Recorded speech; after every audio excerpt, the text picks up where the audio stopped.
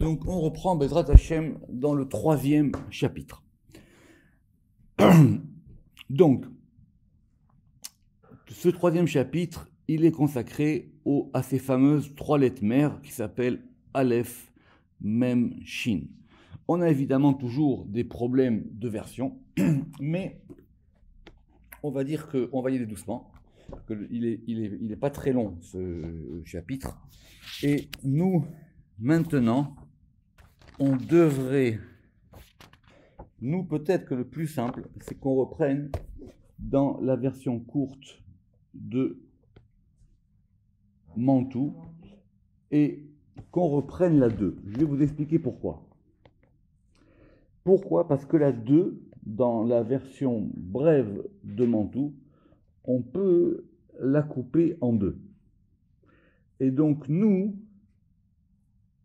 on va prendre la deuxième partie de la 2, qui est Shalosh Imot Amash, Yesodan, ou Mehem Noldu Avot, Shemehem Nivra Akol. Première version. Cette version-là, le Ramak, il a sous une deuxième forme. Mais on va commencer par la première. Shalosh Imot Amash, évidemment, maintenant on est habitué. À chaque fois, on revient toujours sur les 3 lettres mères, Aleph, Mem, Shin. Yesodan, leur fondement, ou Mehen. Vous avez bien vu que ici, Mehen, c'est au féminin pluriel. Vous voyez comme quoi la grammaire, elle est un peu flottante dans le Sefer Yetzira. Ou Mehen, c'est page 46. Ou Mehen Noldu Avot, et de elle sont nés les pères. Donc on a d'abord les mères et après les pères. Chez Mehem, parce que deux, et Mehem, là on est repassé au masculin pluriel. Donc ici c'est correct.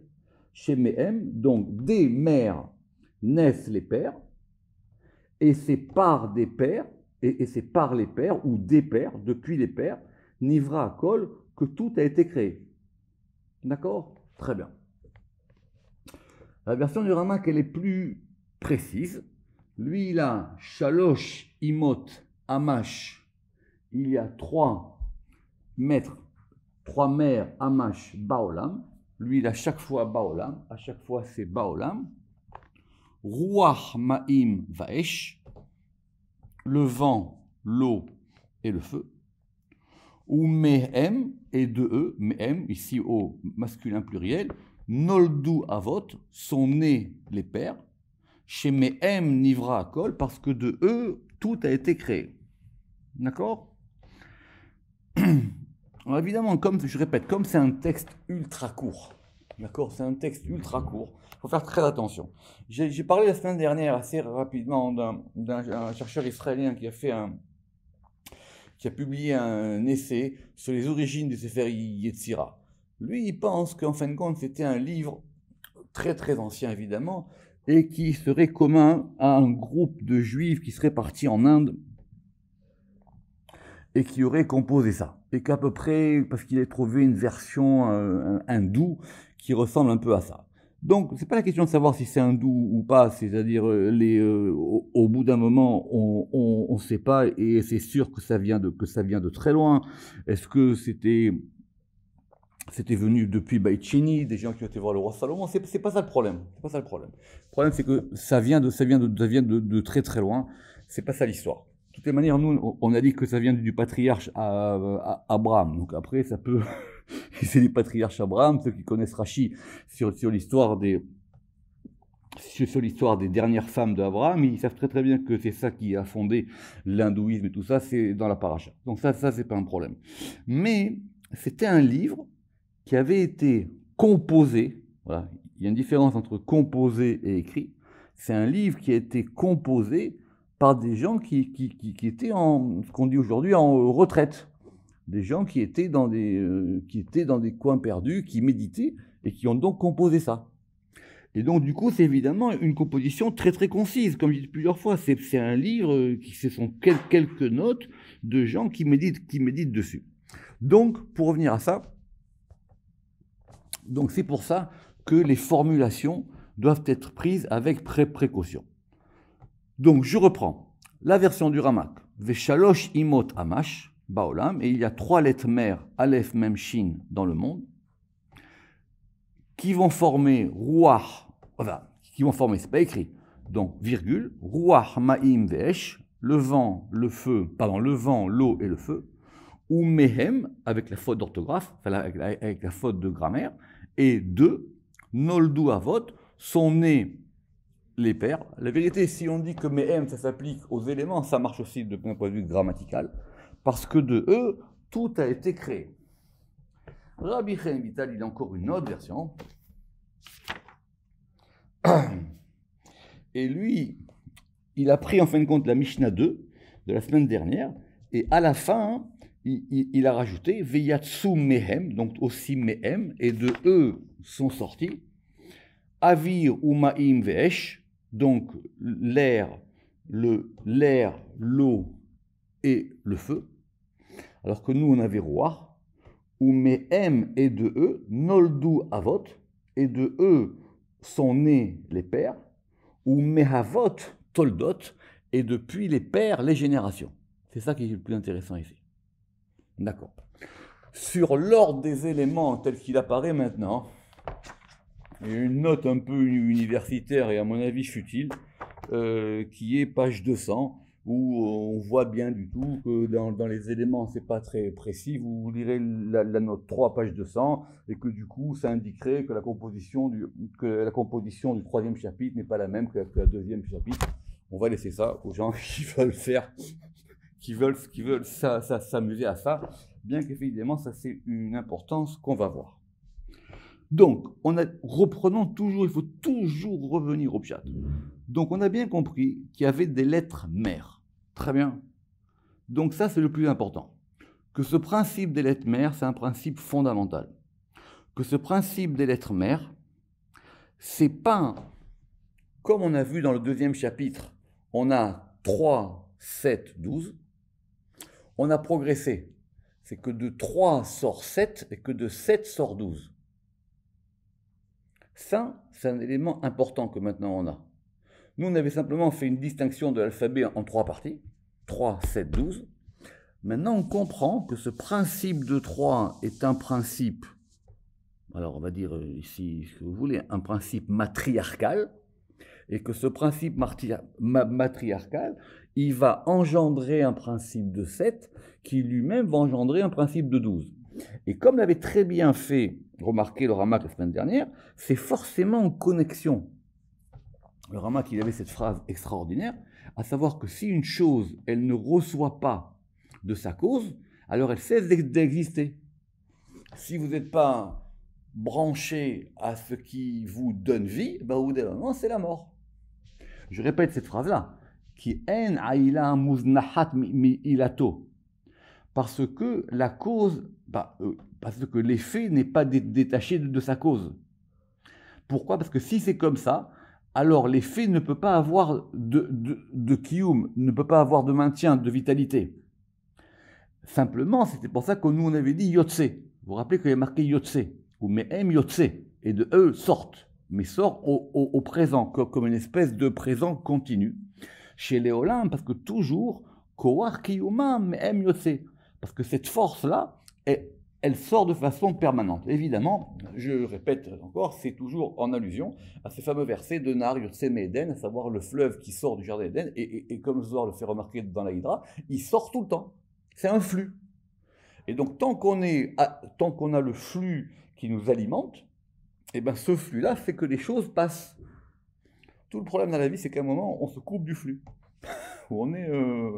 On se met sur la rive, on n'est plus avec le courant de la rivière. Ok. Deuxième remarque, la dernière fois qu'on m'a posé la question, on avait vu cette formulation un peu difficile quand on avait dit Vechatum beshishat tabaot, et que c'était scellé dans 6 sceaux. Vous vous rappelez, donc il y a une différence entre ce qu'on scelle et ce qui va être scellé. D'accord? Rabbi Chaim Vital, sur ça, il a une remarque assez intéressante que je vais vous donner.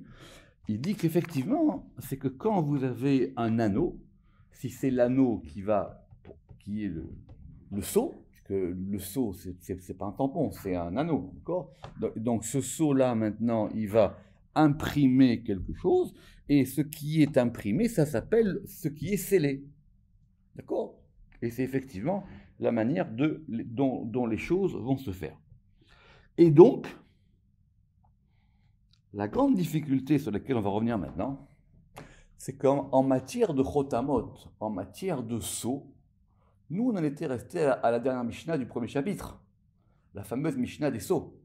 Vous vous rappelez, quand on avait dit qu'il avait scellé le haut dans le bas, quand on a dit qu'il a scellé le haut dans le bas, et qu'il a scellé le haut, et le haut, le bas, l'est, ouest, enfin dans le sens qui était indiqué là-bas dans le Sefer Yetzirah. Très bien. La première question, et c'est une question, parce que je n'ai pas trouvé de réponse, et c'est bien d'avoir des bonnes questions plutôt que des mauvaises réponses, c'est que comment on est passé de Yud Kevav à Aleph Memshin? Vous allez dire, mais j'ai déjà posé la semaine dernière. Oui, mais j'ai l'impression que même d'après le Ramak, même d'après Rabbi Chaim Vital, c'est une question qui reste. Parce qu'ils disent que ce principe des trois amot, des trois imot, ce principe des trois imot, c'est le principe fondamental des trois lettres mères qui correspondent à Yud Kevav. Je répète, c'est une question qui va revenir souvent dans le Sefer Yetzirah, à savoir que c'est une question qui va revenir souvent dans le Sefer Yetzirah, c'est que comment on est passé de Yud Kevav à Aleph Memshin. Donc encore une fois, Yud Kevav pour nous, on sait ce que c'est. Ce sont les trois premières lettres du tétragramme. C'est au moins un nom kadosh. Alors qu'Aleph Memshin, on ne sait pas vraiment à quoi ça correspond. Très bien. Pour revenir, avant de rentrer bien dans le texte de la Mishnah, pour revenir sur la relation. Donc pour revenir sur la relation qui est entre les trois lettres mères et les 7, d'accord, et les 7, Rabbi Chaim Vital, il a quelque chose de bien. Il dit parce que c'est ce que finalement, il dit, Shalosh Rishonot, les trois premières mères, les trois premières lettres qui sont appelées mères, elles sont les fondements des 7 inférieurs.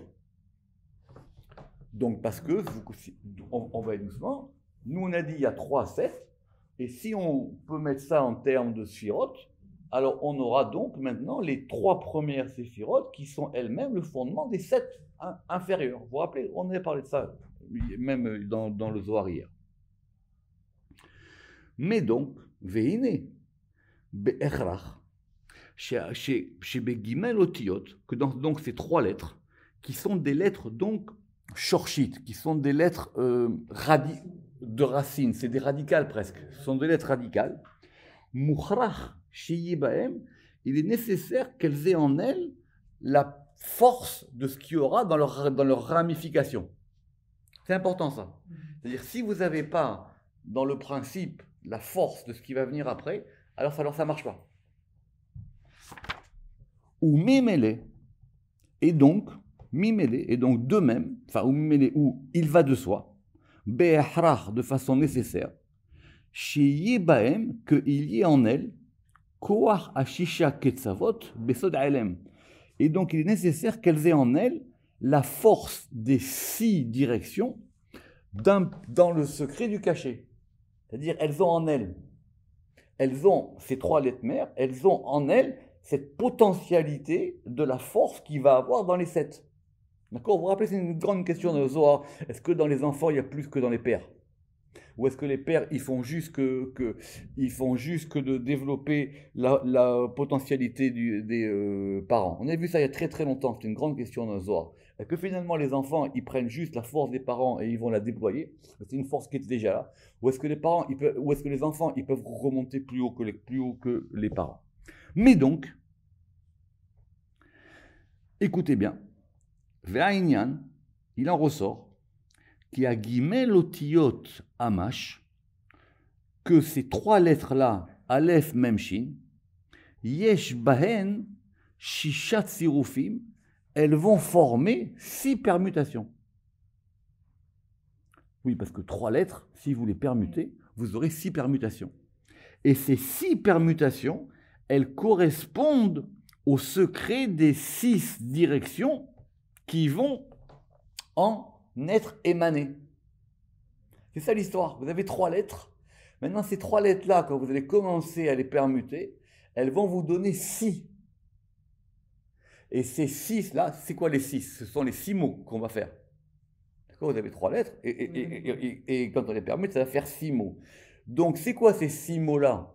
Ils émanent tous des 3 lettres mères. Mais ils vont maintenant former un degré de 6. 6 plus ça fait 7. C'est ça qu'on appelle le degré des vagues. Et lui aussi, il dit comme le Ramak, Besod, Gimel, Otiot, par le secret des 3 lettres, Yud Kevav. Par le secret de ces 3 lettres, Yud Kevav. Comme s'il y a quelque chose que je n'ai pas compris encore, comme s'il y avait un rapport secret entre Yud Kevav et Aleph Mem Shin. Très bien. Donc nous revenons. Veshaloshimot Amash. Il y a donc 3 lettres mères Amash. Rabbi Chaim Vital, lui, il n'a pas Baolam. Il ne voit pas pourquoi d'ailleurs du coup ça serait intéressant d'avoir cette notion d'Olam. Pourquoi? Parce que pour ceux qui ont déjà fait le Sefer Yetzira, vous verrez qu'il y a 3 degrés. Il y a Olam, Nefesh et Shana. D'accord?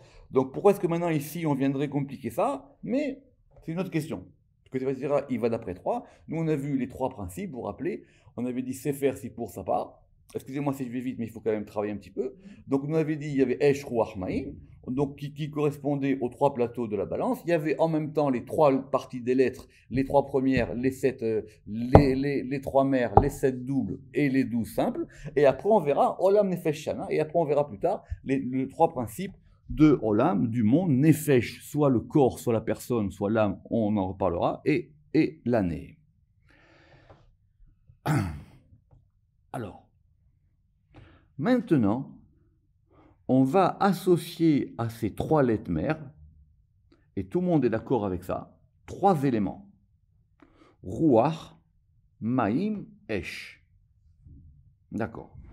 La petite différence qui fait que chez Rabbi Chaim Vital, lui, il a Avir à la place de Ruach, on va la laisser de côté pour le moment. C'est peut-être plus simple de dire que c'est soit le vent, soit l'air, l'eau et le feu. N'oubliez pas que c'est toujours en connexion. Donc on verra après dans les Mishnayot qui viennent que c'est ça après qui va former, qui va former les cieux, la terre et l'air. D'accord? Puisque l'air est formé par le vent et on verra pour ça. Alors maintenant, c'est quoi cette notion de Ruach, Ma'im, Esh? Donc, le Ramak dit parce que de ces 3 lettres mères, Aleph, Mem, Shin, qui sont d'un point de vue, qui sont des lettres complètement spirituelles, vont être engendrées des pères qui vont être des éléments corporels.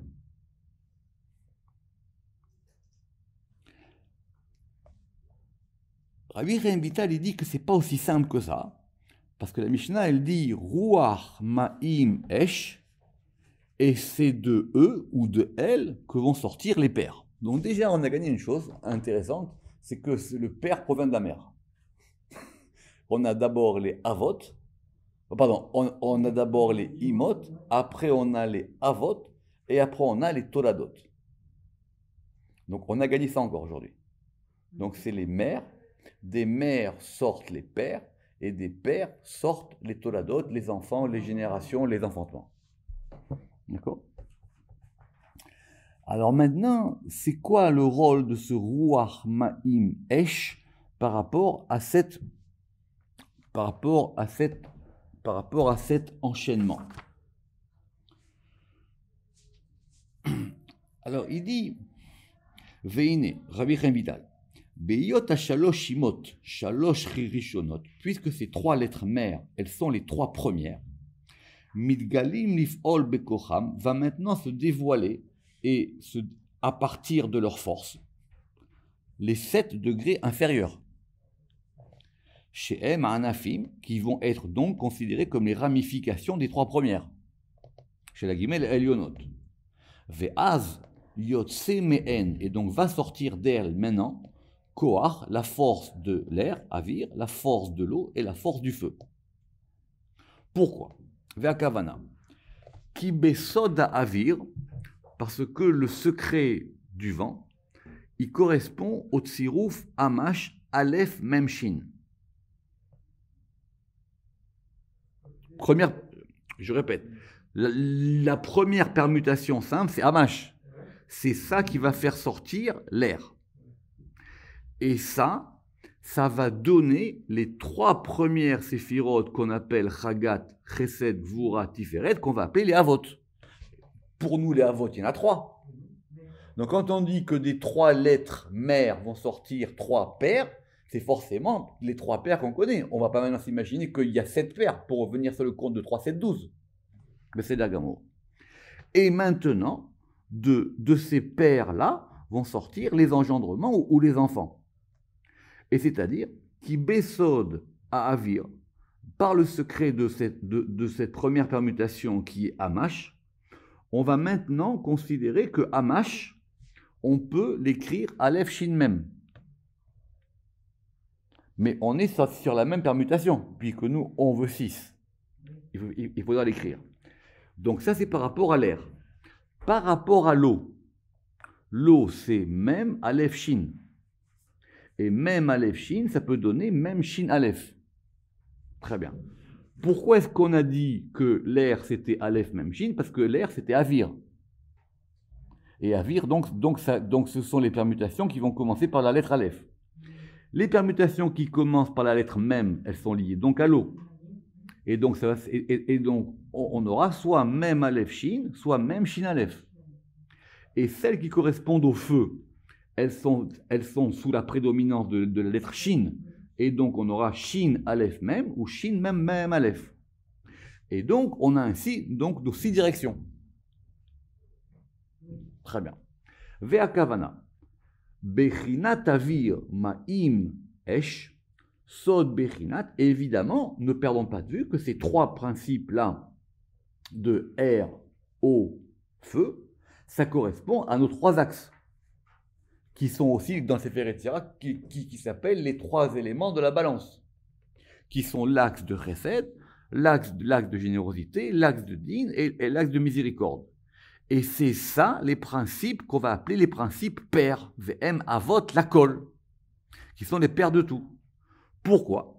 Qui kol bechina sheyatsu minakoach el hapoal, parce que chaque élément qui va passer de la potentialité au dévoilement, ou de la force à l'action, il est nécessaire qu'il y ait en eux ces 3 éléments.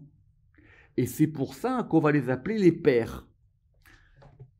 C'est quoi une différence entre une mère et un père finalement? C'est que dans le père, il y a des éléments qui vont maintenant se dévoiler dans les enfants, et que dans les mères, il y a des éléments qui vont former des pères. Et que les pères, à leur tour, vont avoir ces éléments en eux. Donc si vous voulez, vous avez au départ 3, Aleph Mem Shin. Aleph Mem Shin, ça va former donc maintenant 3. Aleph Mem Shin, Mem Shin Aleph, Shin Aleph Mem, qui à leur tour vont se diviser en 2. Et donc on aura les 6. Oui ou non? Vekol kochot haolam. Et donc maintenant toutes les forces du monde, chez Nidgalou Mebechinat Kocham, qui vont se déployer à partir de ces potentialités de force, à partir desquelles ont été créés le tout, ça s'appelle les Toldot. Donc, la version du Ramak, quand lui il dit ou me'em noldu avot chez me'em nivra akol, pour lui ce nivra akol c'est ce qu'on appelle les Toldot, mais il n'a pas appelé ça Toldot. Donc je reprends, vous avez 3 qui vont donner 3, qui à leur tour vont chacun donner 2, ce qui va faire 6. Et les lettres,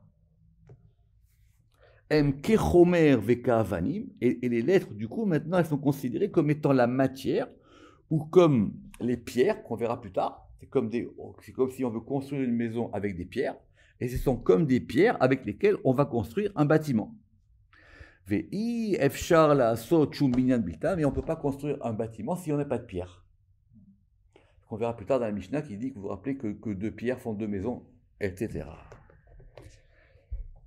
Le Ramak, lui, finalement, il dit, c'est quoi cette notion de Nivra Kol? Donc, ou Meotam Avot. Donc maintenant, à partir de ces paires, tout va être créé. Ki Meshlosha ele, parce qu'à partir de ces trois éléments paires, lorsque ça va arriver dans le degré matériel, parce que pour lui, le degré de 3, il était quoi? Il était le degré divin, le degré spirituel et le degré matériel. Maintenant vont se composer tous les éléments de la réalité. Mais les degrés spirituels qui s'appellent Amash ne forment pas un seul degré. Pourquoi? Parce qu'on va avoir, comme j'avais dit, Aleph Memshin, même Aleph Memshin, etc. Et maintenant, donc, alors pour lui, c'est encore plus simple. Il dit que si on dit que Hamash, c'est Keter Chochma Bina, ça peut descendre dans un degré plus bas et ça va former Gedula Gevura Tiferet, et ça formera Netzach Od et Yesod. Et la Malchut, qui est le 7e, c'est l'élément global. Et ces 3 degrés, ils vont redescendre maintenant dans les mondes plus bas, c'est-à-dire dans le monde du Kissé, le monde du trône, vous vous rappelez, le monde des anges, et par exemple, dans les anges, puisque c'est la paracha de la semaine, il y avait l'ange du feu, c'est Gabriel, Michael, c'est l'ange de l'eau, et Uriel, ou Raphaël, c'est l'ange du vent. Et de même, ça va descendre, de Kayotse, Yordi, Madvarim, et ça va descendre jusqu'au Havot. La seule différence entre le Ramak et le Kremital, c'est que si tu passes le degré de Havot au même degré. D'accord? Et donc, ça va faire descendre jusqu'au principe des Havot par lesquels le monde a été créé. Ve'al kesher ishtal shelut hazeh. Et donc, sur le lien maintenant de cet enchaînement-là, le Sefer Yetzira, il a voulu nous indiquer que tout ça, ça sortait en haut d'un degré qui s'appelait Eshmaïm et Eruach. Parce qu'en fin de compte, Eshmaïm et Eruach, c'est beaucoup plus subtil. Veine, qui van leber tset mehem amaim ve'aruach ve'esh avim, et c'est ça qui va former les éléments concrets. Parce qu'il y a une différence entre le principe des éléments et les éléments concrets. On vous rappelle, on va poser la question, est-ce qu'on va penser qu'il y a de l'eau dans les sphirotes? Donc l'eau, c'est un degré plus bas, ou du feu. Et donc, du coup, c'est comme ça qu'on va pouvoir comprendre cette Mishnah. Baruch Adonai Le'olam, Amen ve Amen.